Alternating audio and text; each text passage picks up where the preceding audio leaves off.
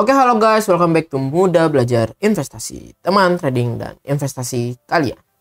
Teman-teman, hari ini kita bakal bahas sedikit dulu tentang IHSG, di mana IHSG hari ini berhasil hijau seperti hari kemarin ya. Kemarin naik 0,7, hari ini naik 0,4, yang dimana seperti yang kita prediksikan bahwa IHSG akan menyentuh di area supportnya dan akan rebound ya. Jadi dia akan udah buat triple bottom. Ya, hopefully IHSG bisa menguat, nggak ketahan di MA 200 lagi, hopefully bisa ngebreak ya. Itu harapan kita sih ya teman-teman. Menurut gua minggu ini lumayan bagus ya, lumayan bagus sih, lumayan portfolio gue pribadi juga growthnya lumayan gitu di minggu ini. Karena beberapa saham yang kita udah prediksikan untuk naik ya kemarin sempet hijau semua gitu yang terbeli. Cuman ada satu floating merah. Nah tapi ya wajar aja, itu floating merahnya juga cuma minus 1,2%, yang lainnya lumayan. Nah hari ini tapi gue mau bahas salah satu saham yang menarik ya. Udah pernah kita bahas di beberapa video yang lalu gitu teman-teman, dan gue juga udah kena trailing stop, udah profit. Nah tapi ini tentang MLFF. Kalau teman-teman tahu apa itu MLFF, itu adalah multi land free flow, yang dimana kalau misalnya kita naik mobil gitu ya, kita ke tol kan biasanya kita berhenti dulu, itu cash ya kan, berkembang lalu menjadi e-money, itu e-money flash yang cuma tapping doang. Nah tapi MLFF ini adalah suatu project yang dipegang oleh Jasa Marga, teman-teman tahu ya Jasa Marga, yang dimana kita udah mau mengadaptasi dari negara-negara maju, yang dimana kita jalan aja terus ya. Tujuannya udah pasti untuk mengantisipasi kemacetan ya, jadi nggak perlu berhenti. Kan biasanya kita di depan tol itu antri panjang di depan gardu. Nah MLFF ini adalah suatu kemajuan yang dimana Jasa Marga bekerja sama dengan PT ini nih teman-teman, PT Rich ya, PT Rich ya. Terus ya akhirnya mau dipraktekkan di Bali ya, jadi di awal itu di Bali.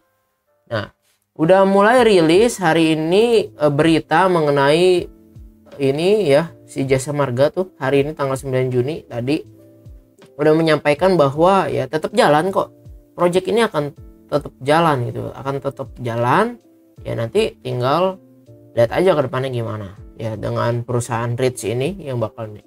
Nah menurut gua projectnya Jasa Marga ini cukup baik teman-teman, karena kan ya pasti kita mau maju ya, kita mau maju Indonesia supaya makin canggih gitu. Mungkin di awal diuji coba di tol Bali, di Bali, lalu nanti semua tol di Indonesia, mungkin nanti juga semua parkir ya, masuk parkir udah nggak berhenti lagi tuh masuk mencet tiket atau tapping kartu, tapi langsung ke detect ya.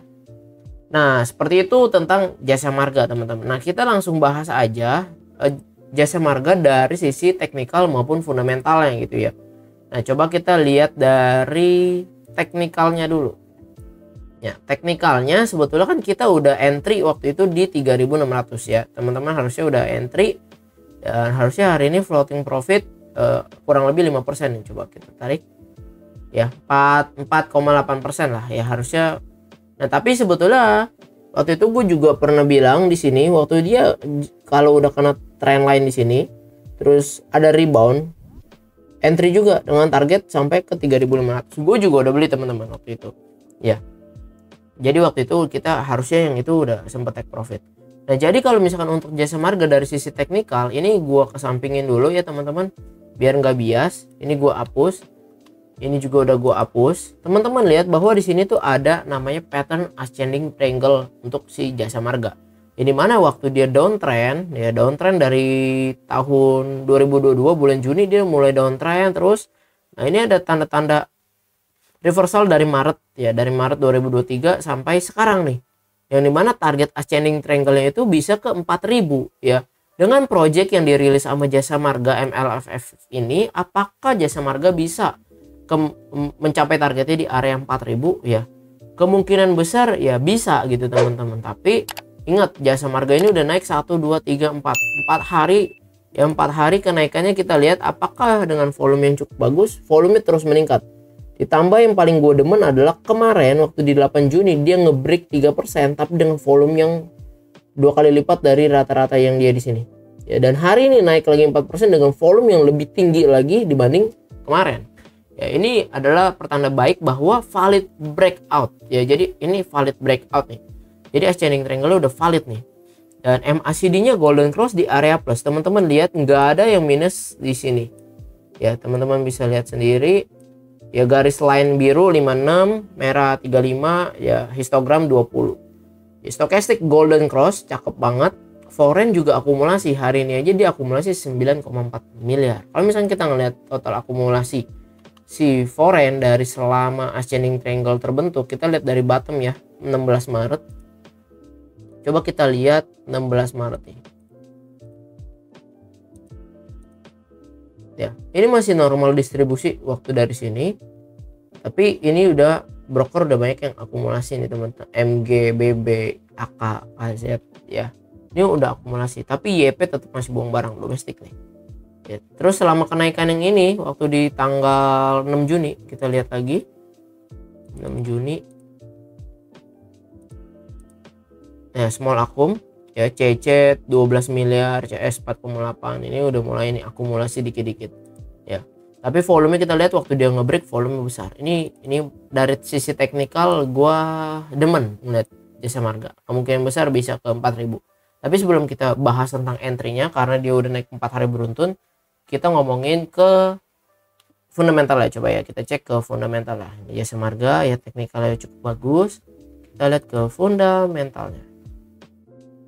Finansial dong. Jadi kemarin si Jasa Marga rilis laporan keuangan kuartal 1-nya ya. Ya, total pendapatan dibanding kuartal 4 2022 menurun ya.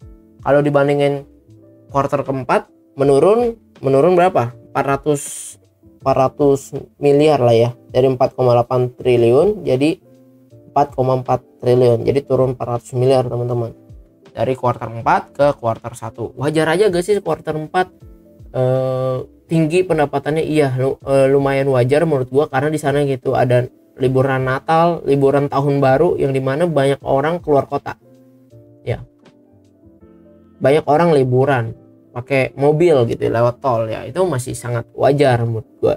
Coba kita bandingin quarter to quarter ya kan, quarter 1 2022 teman-teman lihat di sini ini tuh 3,6 ya. Terus quarter 1 2023 ini 4,4 ya, jadi meningkat ya, meningkat. Coba kita lihat bandingin Q1 ke Q1-nya juga ya, meningkat nih teman-teman, 3,6 ke 4,4 ya. Terus ya laba bersihnya udah pasti meningkat 426. Sedangkan di 2021 itu waktu masa masih pemulihan COVID itu malah nggak ada net profit si Jasa Marga ya.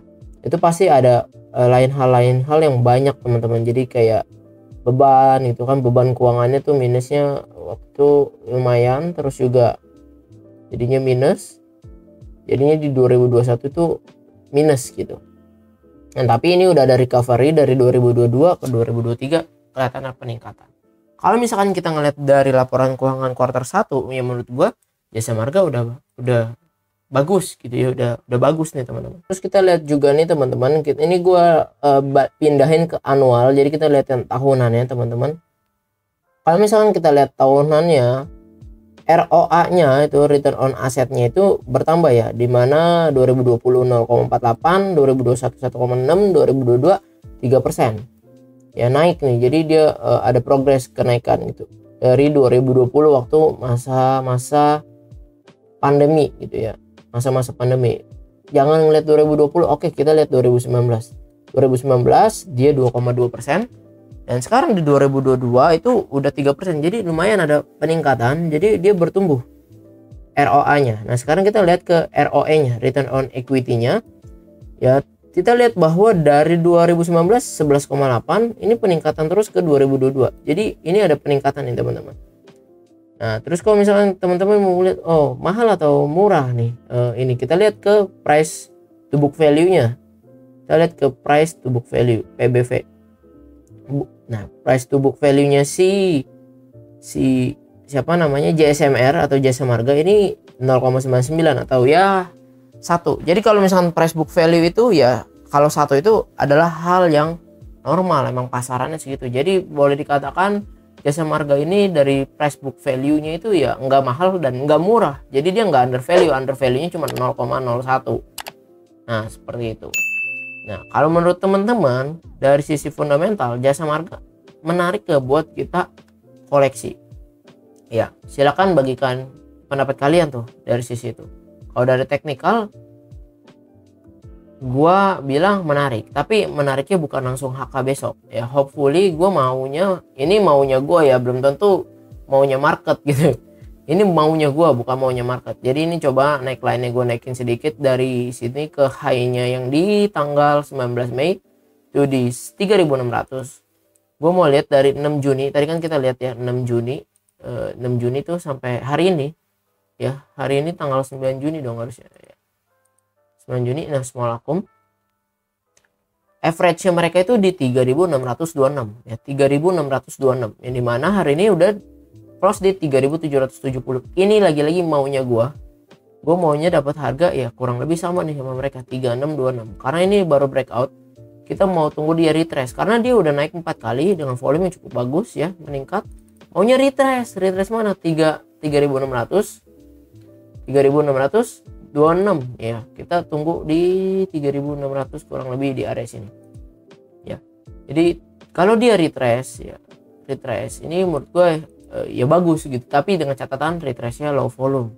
Jadi teman-teman kita tunggu ya 3620. Tapi kalau emang gak retrace ke situ gimana? Ya udah belum rezeki. Gue sih nggak mau gitu langsung HK di saham yang lagi terbang kenceng-kencengnya. Dan gue mau ngingetin lagi teman-teman, udah efektif kan ya dari tanggal berapa kemarin bahwa ARB itu 15%. Nah, siap-siap. Udah 15% itu ya nggak bisa sembarangan kita entry ke saham-saham yang udah terbang tinggi. Ya jatuhnya sakit banget ntar. Ya kita tunggu dia retrace. Ketika retrace di sini dengan low volume dan ada rejection, kita bisa lihat ke time frame lebih dekat nantinya ketika udah kena sini. Ya kita lihat apakah ada pola reversal di dalam time frame lebih kecil ya, di dalam 1 jam contohnya. Kalau misalkan ada ya udah kita set up aja entry. Targetnya si Jasa Marga menurut gua masih ke arah 4000. Nah, kalau misalkan kita dikasih retrace, ini kalau misalnya ini maunya gua bukan maunya market 10%. Upside-nya bisa 10%. Stop loss-nya ya 5% boleh gitu ya, atau ya 5% lah, stop loss 5%. Jadi risk and reward 1:2 ya. Nah, ini untuk Jasa Marga, ini baru pendapat gua teman-teman, belum tentu benar dan jangan langsung diikuti mentah-mentah. Do your own research gitu ya. Jadi semoga analisa yang gue bagikan bermanfaat buat kalian, dan jangan sungkan-sungkan teman-teman jikalau ada yang mau teman-teman request saham apa yang mau dianalisa baik dari technical maupun fundamental, langsung aja komen, kita diskusi ya. Bagi yang mau diskusi dengan teman-teman yang lain, langsung aja join ke channel Telegram. Oke teman-teman, see you in the next video, bye bye.